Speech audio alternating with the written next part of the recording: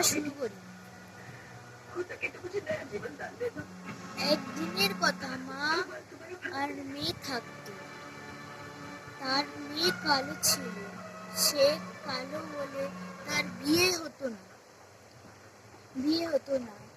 তাকে অনেক ছেলে দেখতে আসতো, কিন্তু কালো ছিল বলে তাকে কেউ বিয়ে করতো না। এই একদিন তার কালো ছেলে বিয়ে হলো। কালো ছেলের সাথে সম্বন্ধ হলো।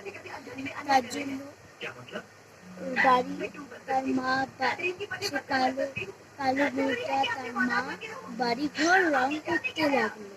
তারপরে শোনা গেল যে সেই কালো ছেলেটা অন্য কারোর সাথে বিয়ে করতে গেছে।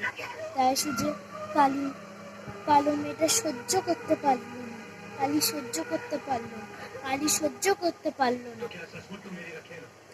তাই সে অগ্নি, যে জ্বলন্ত কাঠের অগ্নির মধ্যে ঝাঁপ দিল। সে ঝাঁপ দিয়ে মারা গেল।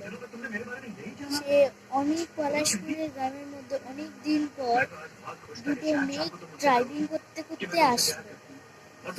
তার গাড়িটা মাঝপথে খারাপ হয়ে গেছে। তার জন্য সামনে তো কোনো কেউ নেই। তাই সেই যখন গাড়ি থেকে বেরোলো ওই দুটো মেয়ে, তারা খুব ফর্সা ছিল, বেরোলো, তখন সেই কালী পেতনি তাকে ঘিরে ধরল যে এবার তোমাকে মারবো। ওই দুটো মেয়ে দৌড়াতে এক মন্দিরে ঢুকে পৌঁছালো। আর পেতনি তো মন্দিরের মধ্যে ঢুকতে পারবে না, তাই আর পেতনি ঢুকতে পারেনি। তারপরে এক সাধু বাবা বললেন, দুটো মেয়ে বললেন সাধু বাবাকে যে, সাধু বাবা, এটার কি কোনো উপায় নেই? সাধু বাবা বললেন, উপায় তো আছে, আর এটা কিন্তু জীবনেরও ক্ষতি আছে। বললো, তুমি বলো, আমি আমার জীবন দিতেও রাজি। তার জন্য ওই দুটো মেয়ের থেকে একটা মেয়ে গিয়ে বললো যে, ভালো হয়েছে আমি কালো হইনি, নয়তো আমারও বিয়ে হতো না। এই বলে কালী পেতনি রেগে গেল। আর ওই সূর্যকে ত্রিশূলটা ওর পেটে ঢুকিয়ে দিল।